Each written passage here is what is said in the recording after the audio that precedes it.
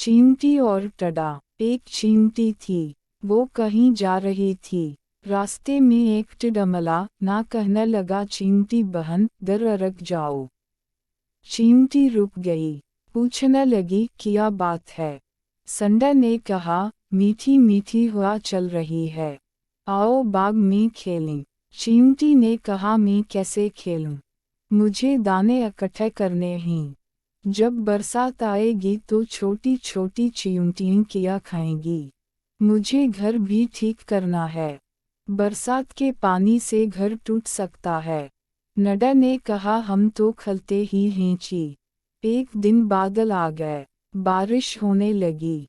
टडा भीगा हुआ आया, चींटी का दरवाज़ा खटखटा कर कहने लगा, चींटी बहन मुझे भी अपने घर में थोड़ी सी जगह दे दो, मैं बुरी तरह भीग गया हूँ।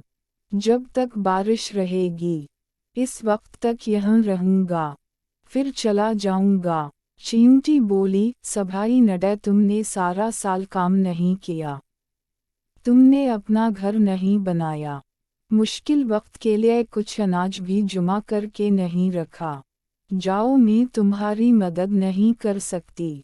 जो सख्ती करे इसकी सज़ा यही है। नडा गुड़गुड़ा, चींटी बहन इस बार मुआफ़ कर दो, आगे से मेहनत किया करूँगा।